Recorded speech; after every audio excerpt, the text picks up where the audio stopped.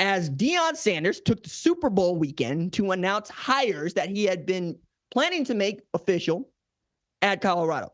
Okay. First one that we got to talk about, the big one, is the defensive coordinator. Okay. Charles Kelly left that job to go back home to Auburn, where he's going to coach secondary, so forth, so on. And you had to know that Prime was going to look very hard at who might be his defensive coordinator, because the defense was the holdback for that 4-8 team last year, alongside the offensive line, which I'll get to in a second. They gave up 34.8 points per game last year after getting off to a 3-0 start in the season 4-8. Now, Prime would be the first to tell you they were in all but 2 of those games. Like, they absolutely got their butts kicked twice, right? Just weren't in those games. But the rest of those, we're talking about one-score games. We're talking about one play here, one play there. So who does he go get?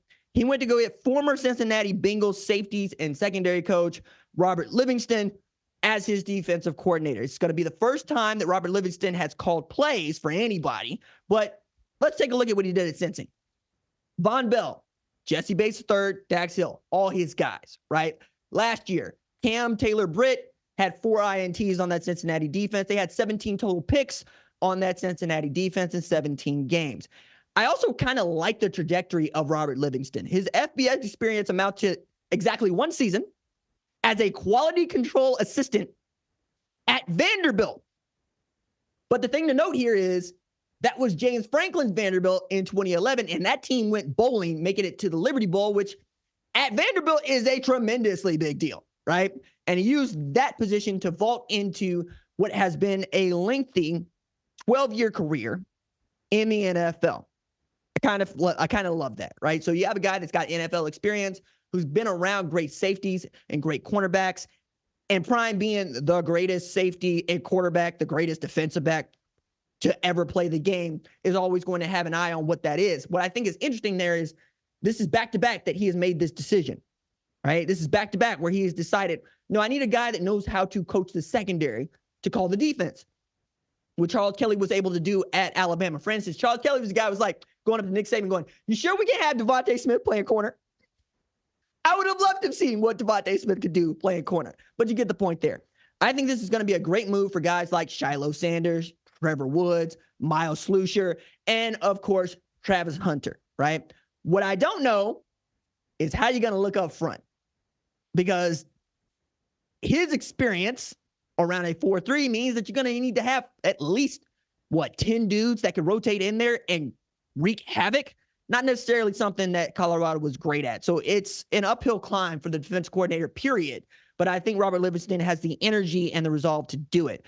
Now, offensively, he added Pat Shurmur to the offense. Well, I should say he elevated Pat Shurmur to offensive coordinator. Now, this is something that we all kind of thought was happening from the moment that Sean Lewis had his play calling privileges removed last year, and Pat Shurmur inherited them. But I think people aren't really looking at Pat Shurmur the way that Prime is looking at Pat Shurmur. I probably looked at Pat Shurmur the way you did, for what it's worth. But I'm going to put it this way. The way that I think Prime is looking at this is that Pat Shurmur did a great job as the play caller at Colorado in Sean Lewis's stead to end the season. He also had to call a game without Shedeur Sanders, because Shedeur Sanders was out with a fractured back for the last game of the season. Okay, they had sacked that man 52 times in 1 year. That can't go on. I'm going to get to that in a minute. But Pat Shurmur has also been around great quarterbacks for the better part of 2 decades. All right, so take it back to Donovan McNabb with the Philadelphia Eagles and what he was able to do there, at being quarterbacks coach for Donovan McNabb at Philly when they made their first Super Bowl appearance, 2004, in 24 years, since 1980. And then you can take it a little bit further on when he was the offensive coordinator for perhaps the greatest coordinator of all time, and Steve Spagnuolo. Look at how many Super Bowls that guy has got as a defensive coordinator for the St. Louis Rams. And he had at his tutor, or I should say, he was mentoring, he was teaching my guy, Sam Bradford, St. Louis Rams, go from 1-15 to what was 7-9. It's an improvement, right? It's an improvement. Is it what you want? No, but I think it speaks to more of what he was able to do. And then I got to see what kind of a play caller he could actually be when he got to Philadelphia once again, but this time with Chip Kelly as the head coach and Nick Foles as his quarterback.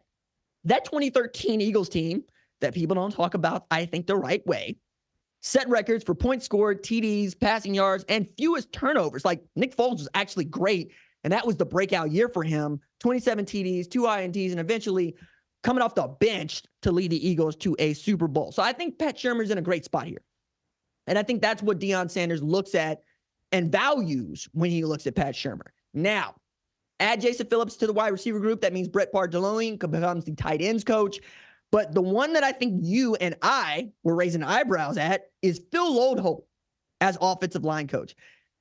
For my Sooner fam, that's one of our own. That is a giant man, also coaching giants. I'll never forget the first time I read about Phil Loadholt. It's like, he can't possibly be this big. He was that big. My goodness. And he's been working toward this, right? As an analyst at OU, as an analyst at UCF, working his way into being in a position to coach great offensive line. Now, he's got one stud in Jordan Seaton that he's going to have to develop in a hurry. And then he's going to have to find 4 guys that are better than the last 4 guys that they had at Colorado that can keep Shedeur Sanders upright, because that man's stock is continuing to rise. Okay?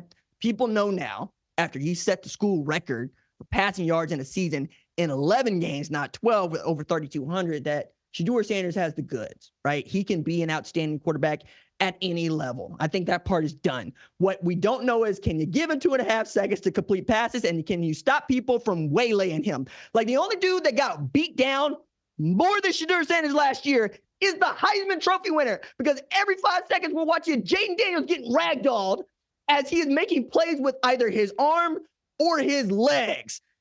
Just keep that man safe. That's all I'm asking for, right? Let Shedeur Sanders get back there and cook, and you will find ways to win football games. Phil Loadholt's going to have to put together an offensive line with Pat Shurmur that can protect that dude, take advantage of the speed they got at the skill position, speed they got in the backfield, and make it do what it do. Like, you're already getting guys that are going to run on the Colorado track and field team, right? Dylan Edwards already did this in the 60s. You're going to get more guys like that because that's who Prime is. He's going to be able to get skill positions in, but building from the outside in is difficult. But he's continuing to try to do that. Also, while I'm here, Nick Harbor went out and ran 6.75 as a defensive end in South Carolina, and I can't tell y'all how fast that is in 60 meters, because anything under sub 7 is flying, but to be that big and to be that fast, it's illegal. I don't know what law is breaking, but it's a breaking one. It's illegal. My God, we making them that big, we making them that fast. You get some of them dudes over to Colorado, that's a problem. That's a Big 12 problem. All right. Prime is able to recruit that kind of talent, but first you got to get an offensive line to keep this dude upright. We're going to get to see what they look like April 27th for their spring game. I'm excited about that. They also got a season opener against North Dakota State, August 31st. Yeah, all right. Colorado going to go up the mountain, the rough side, and we'll see what it is. But I am going to be here to chronicle it one way or another. All right. If you like what you've seen, consider subscribing to the #1 college football show on YouTube, the Fox Sports app, or wherever you get your podcast.